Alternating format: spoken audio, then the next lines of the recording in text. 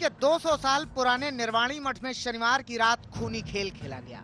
मठ के साधु रुद्र पशुपति महाराज की मठ के अंदर ही गला दबाकर हत्या कर दी गई।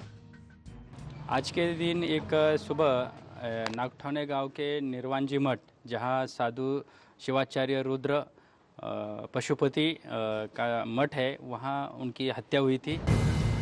पुलिस की माने तो पहली नजर में यह मामला लूट और हत्या का है, क्योंकि पुलिस की थ्योरी कहती है कि लूट के इरादे से आरोपी आश्रम में घुसा और उसने साधु की गला दबाकर हत्या की और उनका सामान लेकर भागने की कोशिश की। उस गांव का ही अक्यूज साईनाथ लंगोटे, इन्होंने पहले उनके फ्रेंड भगवान शिंदे की हत्या की थी और वो उनको एक करके वो साधु के मठ में उन्होंने प्रवेश किया। साधु को उन्होंने उनके शरीर पे मिर्च फूट डाली, वहाँ कुछ झटापट हुई है और साधु को उन्होंने गला दबा के मारा और साधु के जो चीज़ वस्तु यानी लैपटॉप, बाकी के चीज़ वस्तु और पैसे वो डिक्के साधु के गाड़ी में डाल के और साधु को भी मृतदेह गाड़ी में डाल के वो वहाँ से भाग रहा था। पुलिस की माने तो आरोपी की गाड़ी गेट पर ही फंस गई। तब तक आश्रम के सेवादार जाग गए और वो आरोपी के पास पहुंच गए, लेकिन मौका पाकर आरोपी यहां से भाग निकला। गाड़ी मठ के गेट पे अटक गई, यानी उसको धक्का लगा और साधु के सेवेकरी नीचे आ गए। जब सेवेकरी को पता चला कि वो साधु को लेकर वो तो पता नहीं था, लेकिन ऐसे चल रहा था कि गाड़ी चुरा रहा है, तो उसको तहकीकात कर रहे थे कि गाड़ी लेकर तू क्यों भाग रहा है, क्या साधु की गाड़ी क्यों चुरा रहा है। तो उसको थोड़ा टाइम मिला, वो गाड़ी के नीचे आ गया और लोग इधर उधर उनसे बोलते लगे, तो वो वहाँ से वो भाग गया। अब तक आश्रम के सेवादारों को मालूम नहीं था कि साधु की हत्या हो चुकी है, लेकिन जब उन्होंने गाड़ी का शीशा तोड़ा तो उन्हें आश्रम का पैसा, साधु का लैपटॉप और साधु का शव मिला। तो फिर गाड़ी की कांच फोड़ के उन्होंने अंदर देखा तो अंदर साधु और उनके पूरे पैसा, लैपटॉप, बाकी सामान था और वो वहाँ से दूसरे एक जगह से मोटरसाइकिल चुरा के भाग गया। साधु की हत्या से पुलिस के हाथ पांव फूल गए थे। पुलिस वालों ने गांव वालों के बताए अनुसार तहकीकात शुरू की और जल्द ही आरोपी पकड़ लिया गया। अभी हमको खबर मिला है कि उनको भी हमारे पुलिस ने ताबे में लिया है। अब हम उसके पूरा उनके गुनाह दाखिल हुए और हम उनके ऊपर। पुलिस की माने तो आरोपी ने लूटपाट के इरादे से ही साधु की हत्या की। वो साधु का भक्त था, मारने का उनका इंटेंशन तो दूसरा कोई नहीं, सिर्फ उनका पैसा लुटाना ये था, ऐसा दिख रहा है। तो सवाल यह है कि जब आरोपी ने साधु की हत्या लूटपाट के लिए की तो फिर आरोपी के साथी को किसने मारा? अगर ये जो दूसरा भगवान शिंदे करके जो मयत था, उनको जो मारा है, तो वो उनके सुबह से यानी पहले दिन से सुबह से साथ है। लगता है कि वो साधु के मठ में वो दोनों भी गए होंगे। जब उन्होंने जो मुख्य आरोपी है साईनाथ शिंदे ने अगर उनको बोला होगा कि तुम भी चलो, तो उन्होंने हो सकता है कि साधु को लूटना बुरी बात है, इसलिए उन्होंने साथ नहीं दिया होगा और उनका भंडा फूट जाएगा, इसीलिए उन्होंने अकेले जाके इसको मार डाला और फिर साधु को मारा। पुलिस की माने तो आरोपी पहले से ही आपराधिक किस्म का रहा है।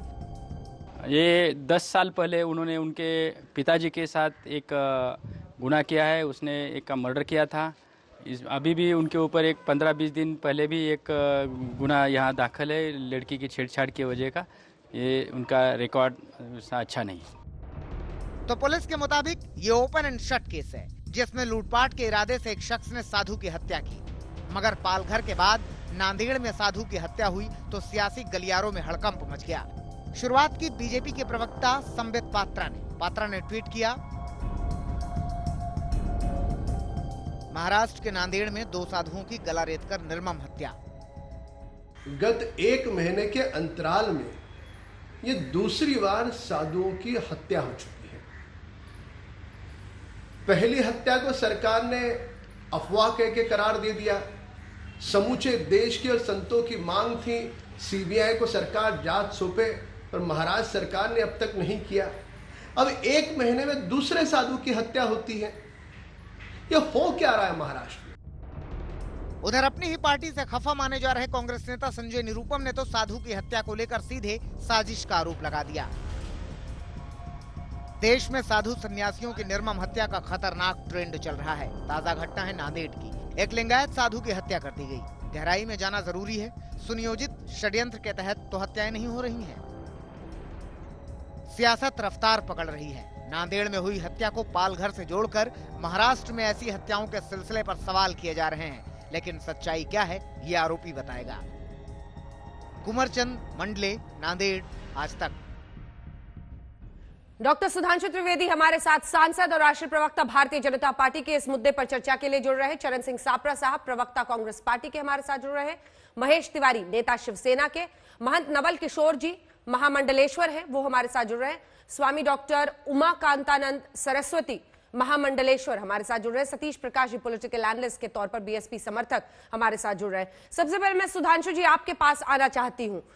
पालघर के लिंचिंग मामले की नींव रखकर आखिर इस तरह से सवाल सरकार पर खड़े कर देना क्या सही है, जैसा राम कदम आपके नेता कर रहे हैं? मेरा सवाल आपसे यह है कि अपराधवश अगर इस तरह की कोई हत्या होती है तो क्या उसको साधु संतों के खिलाफ साजिश माना जा सकता है? मैं बड़ी छोटी सी बात कह रहा हूं, यदि इतने कम टाइम स्पैन में किसी भी दूसरे धर्म के 3 लोगों की इस प्रकार हत्या हो गई होती, मैं ईमानदारी से पूछ रहा हूं, जितने लोग पैनल में बैठे हैं उसे संयोगवश मान लेते। और एक में पालघर में बच्चा चुरा रहे थे, ये थ्योरी है। यहां पे है लूटपाट थी, ये थ्योरी है। गजब का तर्क है भाई। पालघर में चलिए मान लिया आपसे गलती हो गई, सारी देश ने देखा है टीवी के ऊपर कैसा दिखाई पड़ रहा था कि पुलिस से वो हाथ छुड़ाने का, पुलिस हाथ छुड़ाने का प्रयास कर रही है, वो पुलिस का हाथ पकड़े रहने का प्रयास कर रहा है। चलिए, आज तक सीबीआई को रेफर किया उन्होंने? नहीं किया। तो मन में तुरंत संदेह उत्पन्न हो जाता है कि सत्ता परिवर्तन के साथ ही अचानक ऐसी शक्तियों का वर्चस्व क्यों बढ़ जाता है। चाहे स्वामी लक्ष्मणानंद सरस्वती की 2008 में हुई हत्या हो, चाहे आज यहां की घटनाएं हो। और एक और मैं बात करना चाहता हूं, यह जो नांदेड़ में हत्या हुई है, ये तो सभी समुदायों में, यद्यपि लिंगायत समुदाय के थे, परंतु सभी जाति वर्ग समुदाय में समान रूप से सम्मानित थे। सामान्यता अक्सर ये होता है कि लोग अपने वर्ग समुदाय में उनकी प्रतिष्ठा अधिक होती है, और इन्होंने बहुत से विकास के कार्य किए थे। अब ये कहना कि वहां लूटपाट के लिए कोई आश्रम के कमरे के अंदर आ जाएगा, तो मुझे लगता, और जैसे उस समय कहा गया था कि वो बच्चे चुरा कर भाग रहे थे, मतलब 70 वर्ष का बुजुर्ग व्यक्ति गाड़ी में बैठ के बच्चे चुराने के लिए हाईवे से जा रहे थे, जबकि बच्चे चुराने की कोई एफआईआर दर्ज नहीं थी उससे पहले के दिनों में, तो ये अपने आप में घनघोर संदेह उत्पन्न करता है। और ऐसा पहले भी हुआ, 2004 में भी सत्ता परिवर्तन के बाद जब कांग्रेस की केंद्र में सत्ता आई थी तो शंकराचार्य जी की गिरफ्तारी हुई हो, या अन्य बहुत सारी चीजें। सुधांशु जी, एक काउंटर क्वेश्चन है, क्या ऐसा ही संदेह आपके मन में तब पैदा हुआ था जब बुलंदशहर में 2 साधुओं की हत्या कर दी गई थी? हम तो ये बात कह रहे हैं कि जो किसी भी प्रकार का षड्यंत्र होता है तो सरकार उस पर तुरंत प्रभावी कार्रवाई करती है। यदि इन्हें ऐसा लगता है तो क्यों नहीं इन्होंने उस समय ये इस विषय को उठाया? ये बताइए, यदि इनको लगता है ये कभी भी इस विषय को उठाए हैं, ये कभी नहीं उठाएंगे। अब यहाँ पे एक वाक्य, अंजना जी, चरण सिंह सापरा जी, अंजना, नहीं, अब तो संजय निरुपम आप ही की पार्टी के नेता हैं, वो कह रहे हैं कि उनको साजिश दिखाई दे रही है, आपको नहीं दिख रही? देखिए अंजना जी, सर्वप्रथम मैं कहूं कि महाराष्ट्र ये संतों की भूमि है, शूरवीरों की भूमि है। यहाँ पर अगर किसी भी संत को कोई आहत पहुंचती है, कोई हत्या होती है, तो हमारा मन बहुत व्यथित होता है, दुखी होता है, और मैं इस चीज की निंदा करता हूँ। दूसरी बात यह है कि अभी जैसे सुधांशु जी आज की जो घटना है उस पर तो बोले नहीं, पालघर पर ही बोलते रहे, जबकि पालघर का मामला था वो अलग किस्म का था, वो मॉब लिंचिंग थी और वहां पर एक बच्चे चुराने की अफवाह थी। यहाँ पर क्या है कि क्राइम फॉर गेन है कि एक व्यक्ति ने चोरी करनी थी, उस व्यक्ति ने साधु महाराज को मारने से पहले अपने एक साथी को मारा है। भगवान शिंदे की पहले उसने हत्या की है, फिर वो साधु महाराज यहाँ पर गया है, वहां पर उसने 60,000 रुपया चुराया है, साथ में सोना चुराया है, साधु की हत्या की है, साधु महाराज के शव को लेकर के की XUV 300 में डाल करके वो भागना चाहा। अब भागते समय जब उसकी गाड़ी टकरा गई गेट से, घबराहट और कूद करके सेवक और 4-5 आ गए मठ के अंदर से, तब वो वहां से भागा। और ये मठ से जो उठ करके आए, अंजना जी मैं आपको बताऊं, इनको नहीं पता था कि साधु महाराज की हत्या हो गई। ये फिर चले गए अंदर साधु महाराज को बताने के लिए कि आपकी गाड़ी चोरी हो रही थी। अंदर जाकर के जब देखा कि साधु महाराज नहीं है, गाड़ी का सर्च हुआ तो पता चला कि बॉडी अंदर है। तो इस तरह से ये एक क्राइम फॉर गेन है और व्यक्ति जो है वो नशेड़ी है। उसके पहले भी ऐसे केस है। आपने अभी सुना एसपी क्या बोल रहे थे, विजय मगर वही बात बोल रहे थे कि अभी थोड़ा सा हिस्ट्री शीटर भी है, तो उसने एक चोरी करने के आधार से इस हत्या को अंजाम दिया। इसको भारतीय जनता पार्टी कोई कम्युनल एंगल तो दे नहीं सकती, क्योंकि मारने वाला भी लिंगायत है और जिनकी हत्या हुई महाराज साहब की वो भी लिंगायत महाराज है। तो इसलिए ये इसको कोई ना कोई पॉलिटिकल, यानी आप संतों की हत्या पर भी सियासत करना चाहते हैं। कम से कम आपको ये कहना चाहिए, ठीक है, आप ये कहते हैं कि सरकार इस पे कार्रवाई करनी चाहिए, कार्रवाई हो रही है। संजय निरुपम वाला सवाल सुना या जानबूझकर अनसुना कर दिया? नहीं, देखिए संजय निरुपम जी ने क्यों कहा ये वही बता सकते हैं, मैं नहीं बता सकता कि उनको क्या इसमें एंगल नजर आया है। लेकिन हकीकत ये है कि जिस व्यक्ति ने हत्या को अंजाम दिया है वो तेलंगाना में अरेस्ट हो गया है, उसकी इन्वेस्टिगेशन शुरू हो गई है। अब इन्वेस्टिगेशन के बाद में पता चलेगा उसने किस हेतु से ये हत्या करी। ठीक है, ठीक है, सुधांशु जी आप जवाब दे दीजिएगा। एक बार महेश तिवारी जी भी बोल लें। ठीक है, अच्छा ठीक है, बोल लीजिए सुधांशु जी। मैं चरण सिंह सापरा जी का सिर्फ 2 ही वाक्य बोलूंगा, ज्यादा नहीं। जैसे वहां पर 70 साल का एक बुजुर्ग था जो ढंग से चल नहीं पा रहा था, वो बच्चे को चुरा के गाड़ी से जा रहा था। यहां आप क्या कह रहे हैं? आपने अंजना जी कभी सुना है कोई चोर आएगा तो चोर चुपके से आते हैं, पिछले दरवाजे से आते हैं, मेन गेट से गाड़ी लेकर आ रहे हैं और चोरी करके मेन गेट से गाड़ी से जा रहे हैं। यह तर्क आप दे रहे हैं। मेरे ख्याल से सारे दर्शक इस बात को देख रहे हैं, किसी प्रेमिसेस में कोई चोर चोरी करने के लिए मेन गेट से कार से इंटर करके आ रहा है और जा रहा है। इस प्रकार के तर्क दिए जा रहे हैं। मेरे ख्याल से देश की जनता बहुत प्रबुद्ध है। जो आप समझाने का प्रयास क्राइम सीन का कर रहे हैं, तो वह तर्क और औचित्य दोनों को समझ सकते। दोनों में ही जो थ्योरी है ना उसको वो क्वेश्चन कर रहे हैं। नहीं सापरा साहब आप बोलिएगा, एक सेकंड। लेकिन जो थ्योरी है वो उसको वो क्वेश्चन कर रहे हैं। जहां पर बच्चे के किडनैपिंग का या बच्चे को अगवा करने का कोई केस, कोई एफआईआर नहीं है, वहां पिछली बार जब साधुओं की लिंचिंग हुई तो बता दिया गया कि बच्चे चोरी होते थे इस इलाके में, इसलिए उनकी लिंचिंग की गई। अब इस वाले में थ्योरी दी जा रही है कि चोरी की वजह से हुआ। इस पर वो सवाल खड़ा कर रहे हैं सापरा जी। जल्दी से छोटा सा जवाब मुझे अन्य मेहमानों के पास जाना है। अंजना जी, वो बच्चे चुराने की जो किस्से हैं वो वहां पर एकमात्र किस्सा नहीं था, उसके पहले भी किस्से हुए थे। एफआईआर वो अफवाहों का बाजार पालघर जिले के अंदर था। और जहां तक ये अभी सुधांशु जी कह रहे हैं कि गाड़ी में हत्यारा आया, गाड़ी में हत्यारा नहीं आया, वो महाराज साहब की गाड़ी लेके भागने लगा था। आप दिल्ली में बैठे हैं, आपको नहीं पता है कि क्या हुआ है वहां पर। मैं वस्तु स्थिति बता, हत्यारा नहीं मान्यवर, चोर गाड़ी से उस कमरे में नहीं मेन गेट से नहीं आया, वो अलग गेट से आया। और ये भी बताता हूँ कि बगल के रूम से वो यहाँ घुसा है और ये महाराज साहब का जो कमरा था उस छत के बीच में गैप था, वहां से जंप मार करके अंदर आया है। आपने मुझे मजबूर किया है, इसलिए मैं सारी परिस्थिति बताता हूँ। मैंने वहां के आईजीपी से बात की है, वहां के एसपी से बात की है। आईजीपी खुद वहां पर पूरी गांव में गए हैं, घटना स्थल पर गए हैं, इसलिए मैं आपको इतनी सारी कहानी बता रहा हूँ। पूरी तैयारी से आया हूँ सुधांशु जी। आप जनता को इस तरह से गलाइए मत। और आपको बुलंदशहर की हत्याएं नहीं नजर आती है, आपको इटावा में चोरी परिवार के 5 लोग मर गए वो नहीं नजर आई, आपको गोरखपुर के अंदर एक महाराज की, साधु महाराज की हत्या हुई, तब आपने सवाल नहीं उठाया। आप मात्र को पॉलिटिसाइज करना चाहते हैं, इसका राजनीतिकरण मत करिए। अब देखिए अंजना जी, आपके कहते कहते इन्होंने एक थ्योरी और बदल दी कि चोर आया पीछे से और गाड़ी लेके भागा। वाह भाई वाह। मतलब अभी तक तो आप ये कह रहे थे कि चोर चोरी करने आया, हत्या करने, अब गाड़ी भी लेके भागा।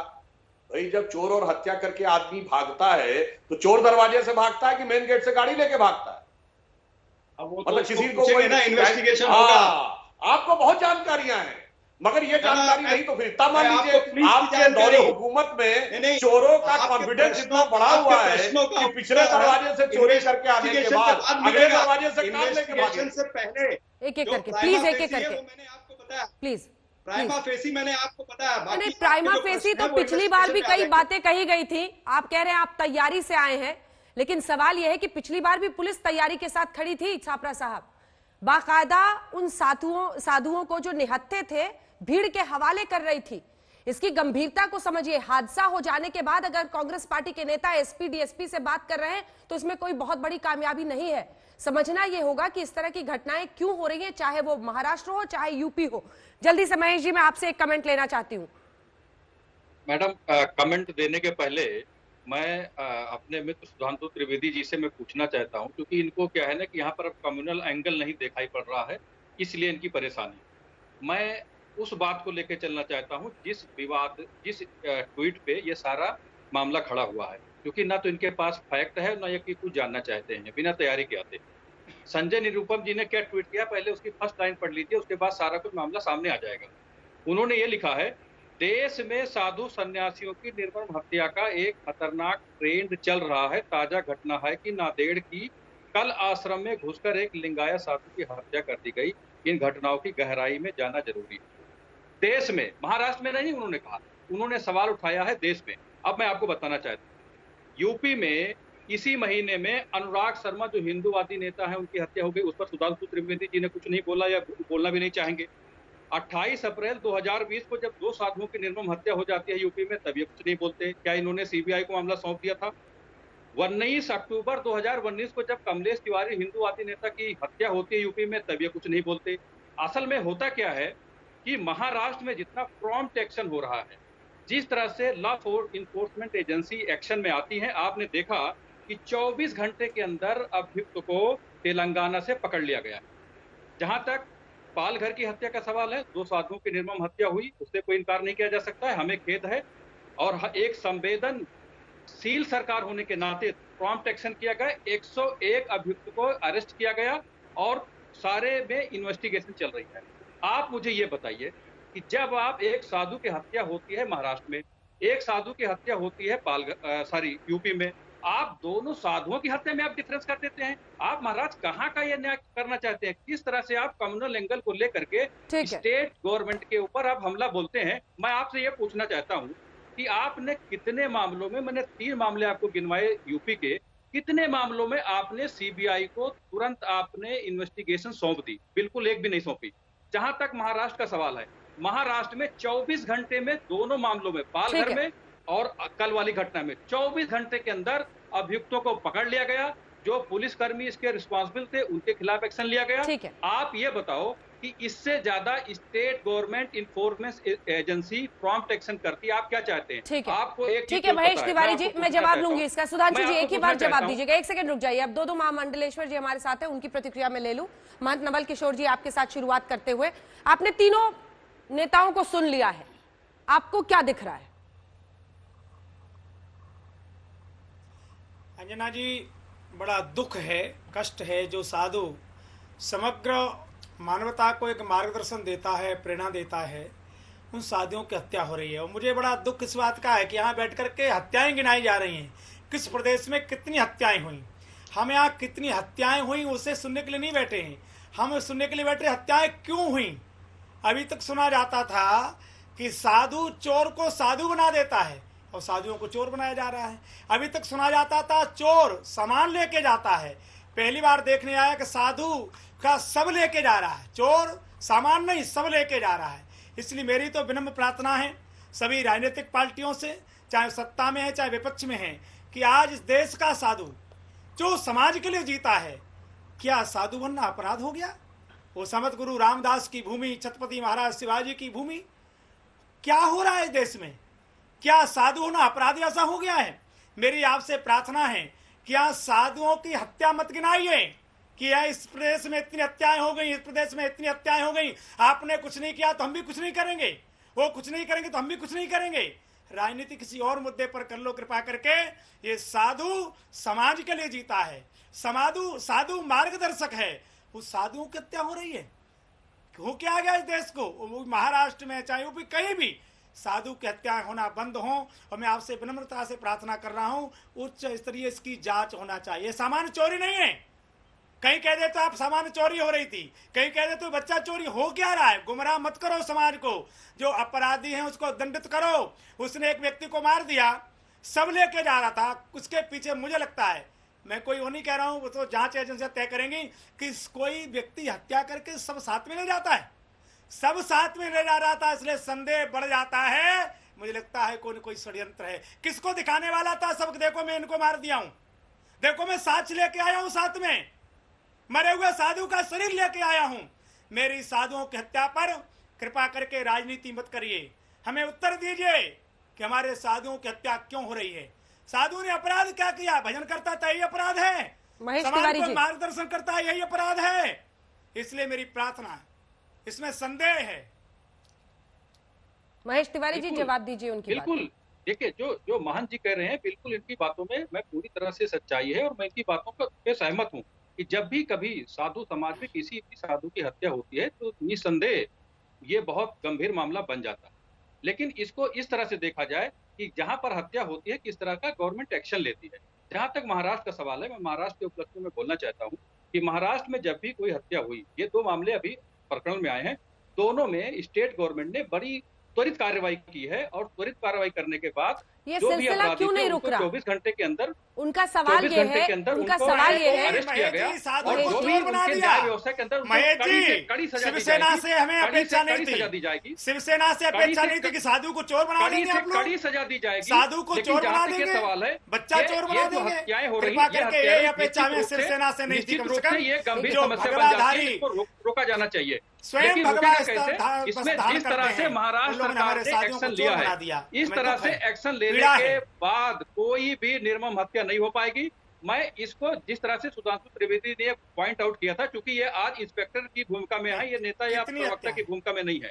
जिस तरह से ये इन्होंने कह दिया कि ये चोरी का मामला नहीं है, ये किसी और का मामला है, बच्चे चोरी का मामला नहीं है, तो ये आप ये बताइए कि 24 घंटे के अंदर जब सुधांशु त्रिवेदी ये कह देते हैं कि चोरी का मामला नहीं है, आप इस तरह से कैसे कह सकते हैं? आप जांच होने दीजिए, अभियुक्त को गिरफ्तार कर लिया गया है, उसको जो भी कानून के अंदर होगा कड़ी से कड़ी सजा दी जाएगी। ठीक है। और जब भी कोई साधु सापरा जी एक साथ जवाब दीजिएगा। आ रही हूँ एक बार साधु समाज के हित के लिए एक बार स्वामी सरस्वती जी बोल रहे। ठीक जो है, भी मिस्टर कड़ी तिवारी, कड़ी कार्रवाई होगी वो इन तिवारी, अपराधियों को दिया जाएगा, जी। इससे वो बच नहीं सकते। स्वामी सरस्वती जी बोले। हाँ जी अंजना जी, सबकी बातें हमने सुन ली। ये एक तो संतों की हत्या बहुत दुखद है, और अभी जो महेश तिवारी जी शिवसेना नेता जो दलील दे रहे थे, अलग अलग स्टेट की गिनती करा रहे थे कि यहाँ हुई, यहाँ हत्या हुई, कहीं भी हत्या हो दुखद है, लेकिन इसके लिए राजनीति करना और अपने को प्रोटेक्ट करना। दूसरी बात ये कह रहे हैं कि बहुत तुरंत क्विक एक्शन सरकार ने लिया। अब 2 बातें इसमें है। इस घटना में जो हमारे महामंडलेश्वर जी बोल रहे थे कि चोर चोरी करने आता है तो कभी शव लेके नहीं भागता है, निश्चित ही इसमें कुछ और भी एंगल हो सकता है। और क्विक एक्शन की बात जो शिवसेना नेता बता रहे हैं, जब वीडियो वायरल हुआ पालघर का, उसके बाद एक्शन लिया गया और कहते हैं बहुत क्विक लिया गया। और जब अलग अलग स्टेट के हत्याओं की गिनती कराते हैं तो उनसे प्रश्न हमारा ये है कि बता दें कि किस स्टेट में कहाँ पे किस घटना में पुलिस खड़ा होके और हत्यारों को साधुओं को सौंप रही थी। जब इसकी मांग की गई कि सीबीआई से जांच की जाए, एक पीआईएल दायर हुआ, वकील ने बहस किया और उस पर थोड़ी सुनवाई भी हुई और पता चला कि उसका एक्सीडेंट हो गया है। और ये मामला अभी बहुत उजागर भी नहीं हुआ है, न्यूज में थोड़ा मोड़ा आया कि एक्सीडेंट हो गया उस व्यक्ति का, उस वकील का जिसने किया था। तो कहीं ना कहीं कई तरह की साजिश दिखाई दे रही है। इस भारत में जहां संतों की भूमि है, उनकी पूजा होती है, किसी की भी हत्या हो, एक आम आदमी की भी, वो भी दुखद है। लेकिन महाराष्ट्र में या किसी प्रदेश में किसी संत की या किसी की हत्या नहीं होनी चाहिए। और जिस हिसाब से नेताजी लोग प्रोटेक्ट कर रहे हैं अपने सरकार को कि क्विक एक्शन हम ले रहे हैं, अब आगे कभी नहीं होगा, ऐसा नहीं होता है। अगर सरकार जागरूक रहे, शासन मजबूत रहे, नहीं तो ये हत्यारे कैसे ये मन बना ले रहे हैं कि किसी की हत्या कर लें।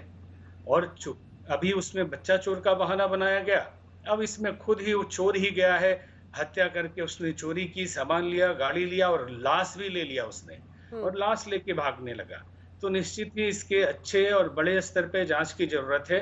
और कोई भी नेता, सरकार के जो लोग हैं, वो इस तरह से प्रोटेक्ट न करें, क्योंकि ये संवेदनहीनता उनकी होगी।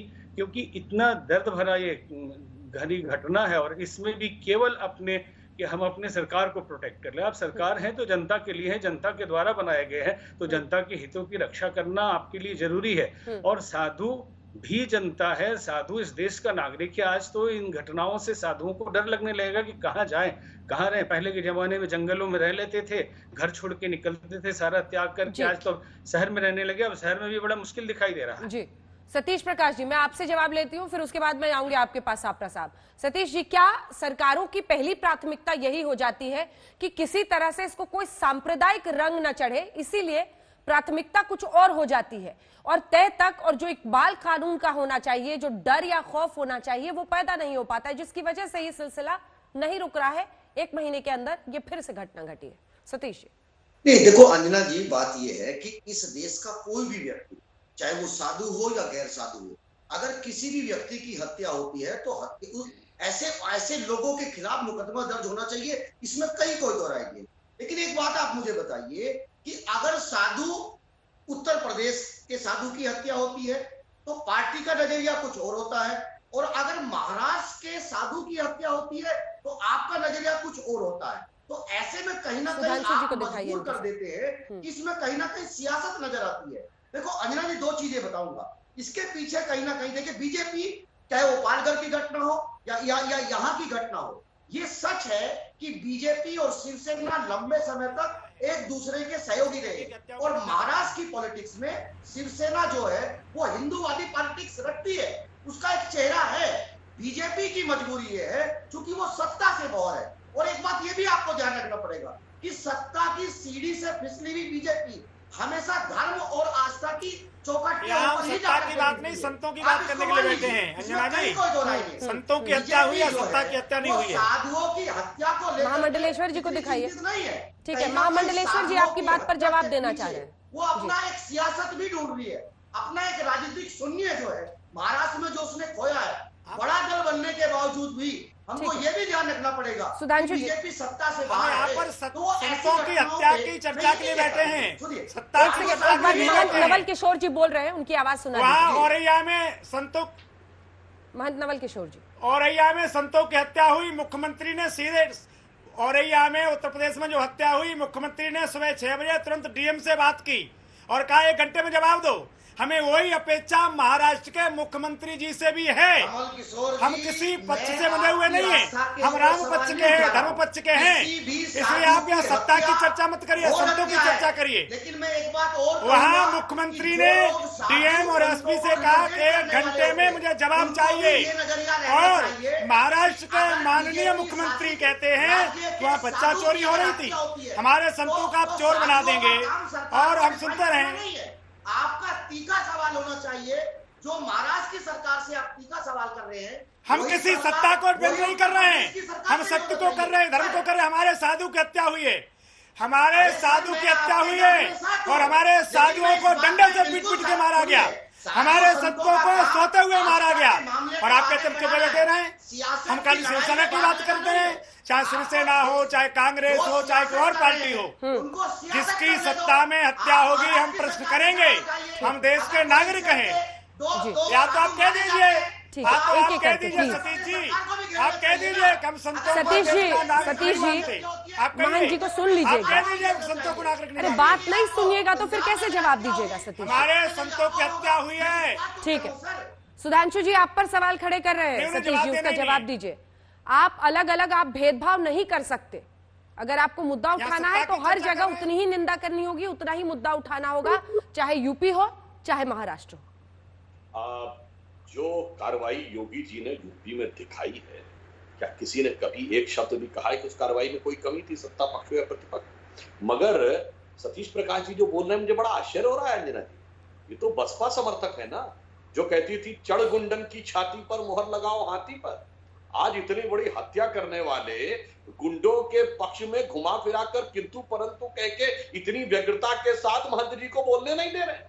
इसे कहते हैं हाथी के खाने के दांत और दिखाने के दांत और। समझ ही में नहीं आता है, ये लॉ एंड ऑर्डर के सबसे बड़े प्रतीक बनते थे, आज किस स्तर पे खड़े। महेश तिवारी जी देखिए अपने वक्तव्य के पहले वाक्य में क्या बोले, कहते 24 घंटे में दोनों जगह कार्रवाई हुई। अरे मान्यवन, पालघर में तो 48 घंटे के बाद एफआईआर दर्ज हुई, आप कह रहे 24 घंटे में दोनों मामलों में पकड़ लिया गया। दूसरा, आपने अपने वक्तव्य के अंतिम वाक्य में क्या बोला, कैसे आप पूर्वाग्रह से पहले मान ही लेते हैं कि चोरी नहीं हुई, इसका मतलब आप मानते हैं कि चोरी की बात थी। आपके दिल की बात आपके लबों पर आ गई।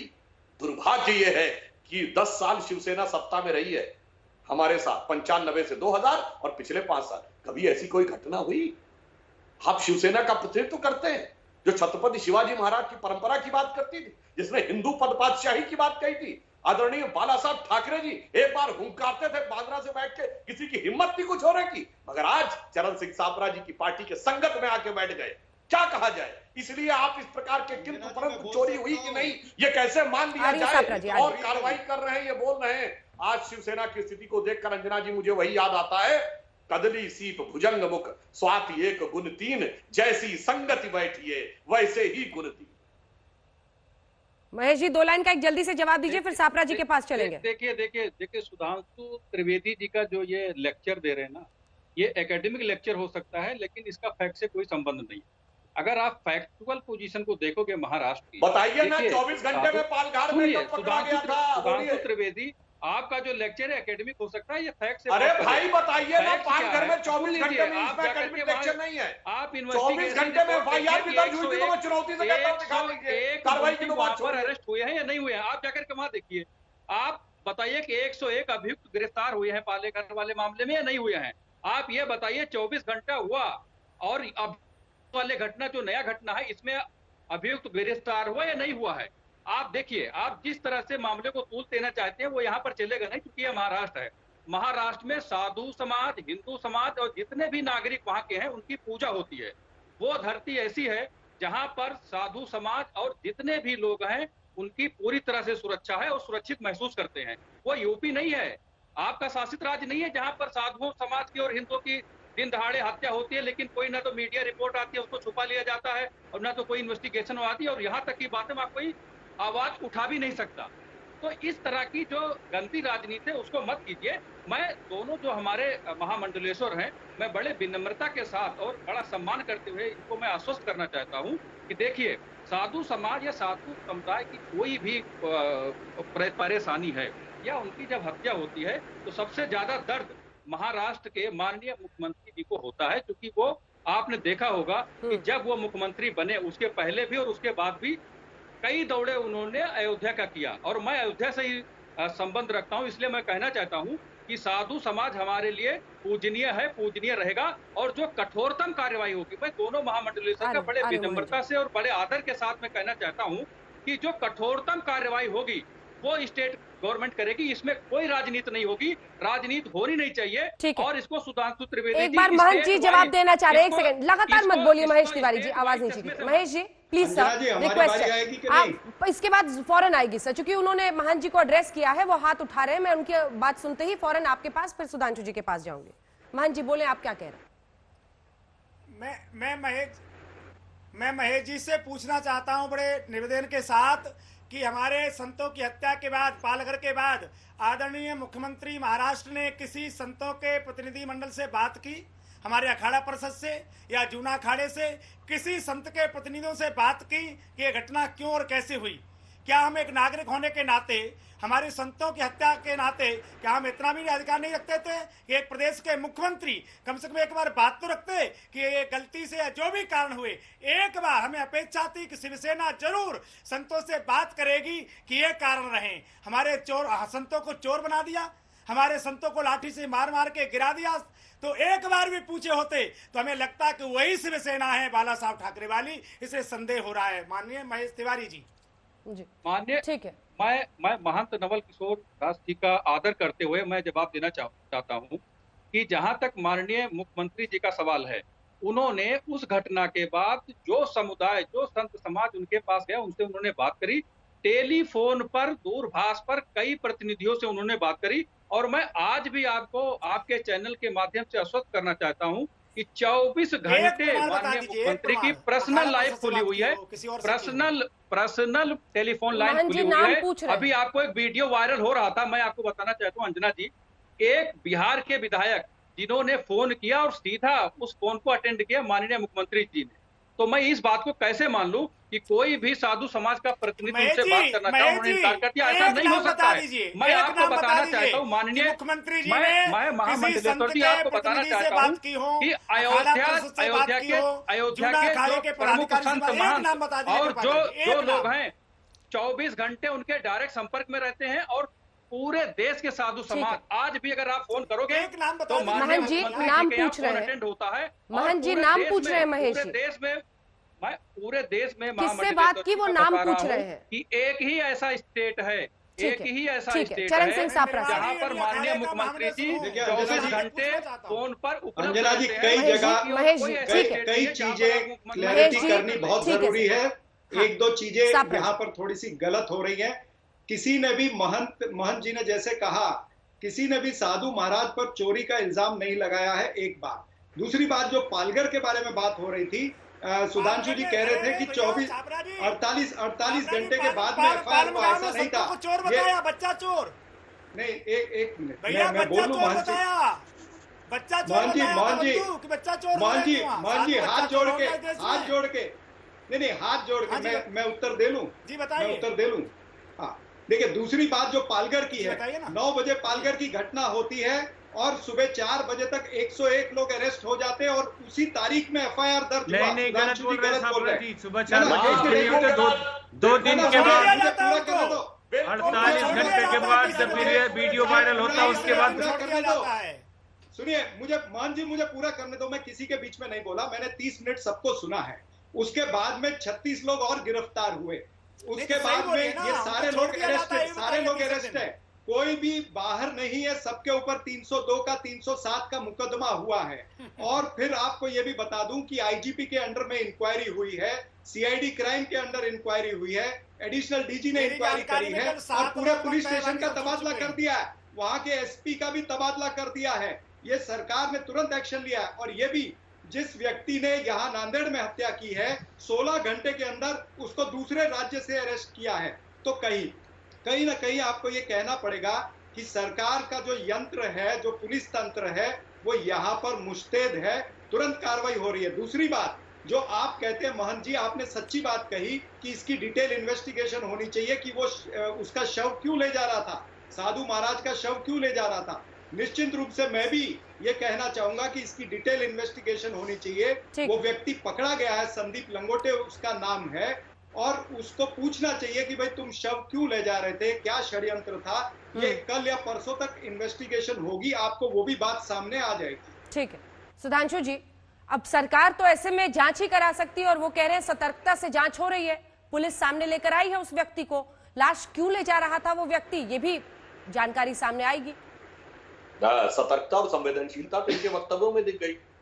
मैं अपेक्षा करूंगा कि मुझे अपनी बात पूरी करने दें। चरण सिंह सापरा जी, आपने कहा रात 9 बजे घटना हुई पालघर में, सुबह 4 बजे 101 लोग गिरफ्तार हो गए। मैं आपके सारे दर्शकों से कहना चाहता हूं, इंटरनेट पे सारे फैक्ट अवेलेबल हैं। अरे 2 दिन तक तो एफआईआर नहीं हुई, 2 दिन बाद पुलिस ने केवल ये लिखा था, झूठ नहीं बोलने पुलिस ने, अरे बिल्कुल झूठ है, मैं चुनौती में कहता हूं। अगर आप सुबह 4 बजे के बाद और सुबह जिस रात घटना हुई है, सुबह 4 बजे के बाद झूठ मत बोलिए। 2 दिन बाद पुलिस ने कहा कि कुछ लोग चोरी के आरोप में गिरफ्तार। अब देखिए आप हो गए, सच्चाइयों आप हो गए। आप, अरे मैंने आपसे नहीं कहा, मैंने दर्शकों से कहा इंटरनेट पे देखो जाके भाई।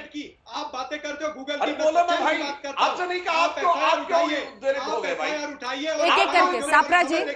सापरा जी आपसे मैं जवाब लूंगी। समय देखिए ठीक है, नहीं ये झूठ बोलेंगे, मैं बीच में नहीं बोलने दूंगा। एफआईआर के ऊपर तारीख देखिए और समय देखिए, फिर बोलिए। सापरा जी, इतने बड़े चैनल पर आकर के सुधांशु जी झूठ नहीं बोल सकते। भारत की झूठी पार्टी कहीं भी झूठ बोल के निकल जाएगी, ऐसा नहीं चलेगा। ठीक है सापरा साहब, की तारीख और समय देखिए पहले, फिर आप इस तरह की बातें बोलिए। चलिए सुधांशु जी अपनी बात करिए। मैं चुनौती से कहता हूं चरण सिंह सापरा, आप बताइए चुनौती स्वीकार है कि नहीं? चुनौती स्वीकार है, अभी अभी चुनौती स्वीकार है। कुछ लोग चोरी के आरोप में मारे गए। वाह भाई वाह, बहुत गजब से दिखाया था, सबको पता है। और आप सापरा जी, लेकिन सापरा जी प्लीज, उसी दिन सापरा जी ये गलत है। सापरा जी अगर कोई गलत भी बोलता है उनको भी आपकी बात गलत लगती है, मैं आपके पास आऊंगी, मैं फौरन जवाब लेने आऊंगी, मैं आप ही से जवाब लूंगी अगर वो आपको एड्रेस करेंगे। सापरा जी प्लीज, आप दोनों से निवेदन प्लीज। अब मैं सुधांशु जी बात पूरी कहता हूं। हाँ। आप चरण सिंह सापरा जी और उमेश तिवारी जी देखिए, पहले मैंने टेक्निकल बात कही तो वकील नजर आने लगे, सैद्धांतिक बात कही तो हमको एकेडमिक कहने लगे, उसके बाद अनर्गल बातें करने लगे, गंदी राजनीति कहने लगे। अब मैं राजनीतिक बात कहता हूं। महेश तिवारी जी, आप जिस पार्टी के साथ हैं, गंदी राजनीति की बात, वह कांग्रेस पार्टी केरल में ऑल इंडिया मुस्लिम लीग के साथ है कि नहीं? बहुत अच्छी राजनीति है वो। वो आंध्र में मजलिस इत्तेहादुल मुसलमीन के साथ रह चुकी है, बहुत अच्छी राजनीति है। वो जाकिर नायक को शांति का मसीहा, ये एंगल कहां से आ गया सुधांशु जी? नहीं, इन्होंने राजनीति, सुधांशु जी ये एंगल कहां से आ गया? ये एंगल कहां से आ गया? महेश तिवारी से मैं पूछ रहा हूँ भाई, ये मैं महेश तिवारी से पूछ रहा हूँ। सापरा जी प्लीज, मुस्लिम लीग के साथ वाली पार्टी के साथ, और सुनिए, इतना ही नहीं, जिन्होंने अफजल को हालात का मारा कहा, नहीं, जिसका मैं नाम लूं उसी की आवाज दीजिए प्लीज। एक साथ मत बोले आप तीनों प्लीज। अब देखिए सब डिस्टर्बेंस करने लगते हैं प्लीज। जब अनकंफर्टेबल फैक्ट सामने आते हैं तो सब लोग ऐसे ही बोलने लगते हैं। देखिए दोनों लोग एकदम से बोलने लगे, सापरा जी भी, महेश तिवारी जी। मैं शांति सुनता रहा, मैं तो सिर्फ फैक्ट बोल रहा हूं। महेश तिवारी जी, आपने गद्दी राजनीति शब्द प्रयोग किया। मुस्लिम लीग के साथ खड़ी पार्टी के साथ अच्छी राजनीति है। जाकिर को शांति का मसीहा कहने वालों के साथ खड़े होना अच्छी राजनीति है। इशरत को बेटी कहने वालों के साथ खड़े होना अच्छी राजनीति है। हाफिज को साहब के साथ खड़े होने वालों के साथ कहना अच्छी राजनीति है। दाऊद को भाई के साथ खड़े होने वालों को कहना अच्छी राजनीति है। बताइए ना कौन सी गंदी राजनीति और कौन सी उज्ज्वल? पहले सापरा जी जवाब देंगे, फिर महेश तिवारी। सापरा जी जवाब दीजिए। Mister Tiwari please please. बिल्कुल गलत वक्तव्य भारतीय जनता पार्टी के प्रवक्ता ने किया है, मुझे इस पे आपत्ति है। इन्होंने एफआईआर की तारीख गलत, एफआईआर का समय इनको पता नहीं है। ये मात्र गूगल से जो नॉलेज लेते हैं उसी को लेकर के आकर के अरे भैया गूगल से आप झूठी बात करके नहीं चलेगा। आप सच्चाई बताइए यहाँ पर, और कहा इंडियन मुस्लिम लीग और क्या क्या कनेक्ट करने चले गए। आपकी मंशा यही है कि किसी न किसी तरीके से संतों की मौत पे सियासत की जाए और संतों की मौत को किसी न किसी तरीके से इसका ध्रुवीकरण किया जाए। ये भारतीय जनता पार्टी की ओछी राजनीति, भारतीय जनता पार्टी की गंदी राजनीति है। महेश तिवारी, मुझे 1 मिनट का समय दीजिए। मैं अंजना जी इनसे कहता हूँ, जब ये केरल का भ्रमण कर आए हैं, केरल ये चला जाना चाहते हैं, तो वो रास्ता ये जम्मू कश्मीर से होकर क्यों नहीं गुजरता? ये आप जम्मू कश्मीर क्यों नहीं जाना चाहते? वहां आप पीडीपी के साथ मिलकर जब आप सरकार बनाते हैं, तब आप बड़े हिंदूवादी पार्टी के छवि को छोड़ करके वहां दोनों महामंडलेश्वर जी सोच रहे होंगे कि देखिए कहां हमें लगा था साधुओं की चिंता है सबको, पर बात कहां निकली और कहां पर पहुंच गई है। सच्चाई ये है कि जो परिस्थितियां बनी है उसमें सच सामने आना जरूरी है, और पूरा सच के बाद ही इस तह तक जाना कि आखिर कानून का इकबाल इस तरह से क्यों कम हो रहा है, चाहे महाराष्ट्र हो, यूपी हो, ऐसी वारदातें क्यों हो रही। महाराष्ट्र के नांदेड़ में एक साधु की हत्या से कई सवाल खड़े हो रहे हैं कि क्या महाराष्ट्र में लगातार हो रहे ये हादसे, ये घटनाएं कुछ सवाल खड़े कर रही हैं, पूछ रही हैं कि आखिर क्यों साधु संत सुरक्षित नहीं है महाराष्ट्र में। इसी पर आप देख रहे थे हल्ला बोल, देखते रहिए आज तक।